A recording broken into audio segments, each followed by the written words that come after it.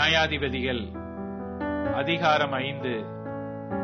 அந்நாளிலே தெபோராலும் அபினோகாமின் குமாரன் பாராக்கும் பாடினதாவது: கர்த்தர் இஸ்ரவேலுக்காக நீதியை சரிக்கட்டினது நிமித்தமும் ஜனங்கள் மனப்பூர்வமாய் தங்களை ஒப்புக் கொடுத்தது நிமித்தமும் அவரை ஸ்தோத்திரியுங்கள்.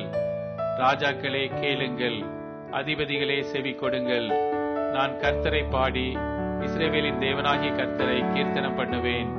கர்த்தாவே, நீர் சேயீரிலிருந்து புறப்பட்டு ஏதோமின் வெளியிலிருந்து நடந்து வருகையில் பூமி அதிர்ந்தது, வானம் சொரிந்தது, மேகங்களும் தண்ணீராய் பொழிந்தது. கர்த்தருக்கு முன்பாக பர்வதங்கள் கரைந்தது, இஸ்ரவேலின் தேவனாகிய கர்த்தருக்கு முன்பாக சீனாயும் கரைந்தது. ஆனாத்தின் குமாரனாகிய சம்காரின் நாட்களிலும் யாகேலின் நாட்களிலும் பெரும் பாதைகள் பாழாய் கிடந்தது. வழி நடக்கிறவர்கள் பக்க வழியாய் நடந்தார்கள். தெபோராலாகிய நான் எலும்புமளவும், இஸ்ரவேலிலே நான் தாயாக எலும்புமளவும் கிராமங்கள் பாழாய் போயின. இஸ்ரவேலின் கிராமங்கள் பாழாய் போயின. நூதன தேவர்களை தெரிந்து கொண்டார்கள். அப்பொழுது யுத்தம் வாசல் வரைக்கும் வந்தது. இஸ்ரவேலிலே 40,000 பேருக்குள்ளே கேடகமும் ஈட்டியும் காணப்பட்டதுண்டோ? ஜனங்களுக்குள்ளே தங்களை மனப்பூர்வமாய் ஒப்புக் கொடுத்த இஸ்ரவேலின் அதிபதிகளை என் இருதயம் நாடுகிறது. கர்த்தரை ஸ்தோத்திரியுங்கள். வெள்ளை கழுதையின் மேல் ஏறுகிறவர்களே, நியாயஸ்தலத்தில் வீற்றிருக்கிறவர்களே, வழியில் நடக்கிறவர்களே, இதை பிரஸ்தாபியுங்கள். தண்ணீர் மொண்டு கொள்ளும் இடங்களில் வில் வீரரின் இரைச்சலுக்கு நீங்கினவர்கள் அங்கே கர்த்தரின் நீதி நியாயங்களையும் அவர் இஸ்ரவேலில் உள்ள தமது கிராமங்களுக்கு செய்த நீதி நியாயங்களையுமே பிரஸ்தாபப்படுத்துவார்கள்.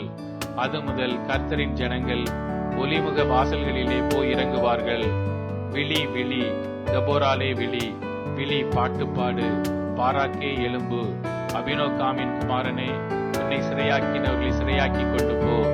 மீதியாய் இருந்தவர்கள் ஜனத்தின் பிரபுக்களை ஆளும்படி செய்தார். கர்த்தர் எனக்கு பராக்கிரமசாலிகளின் மேல் ஆளுகை தந்தார். அமலேக்குக்கு விரோதமாக இவருடைய வேர் எப்பிராயீமில் இருந்து துளிர்த்தது.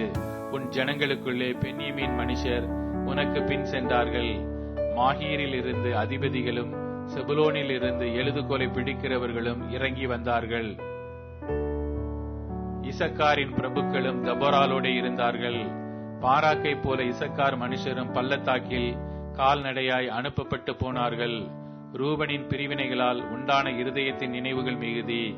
மந்தைகளின் சத்தத்தை கேட்க நீ தொழுவங்களின் நடுவே இருந்துவிட்டதென்ன? ரூபனின் பிரிவினைகளால் மனோவிசாரங்கள் மிகுதி.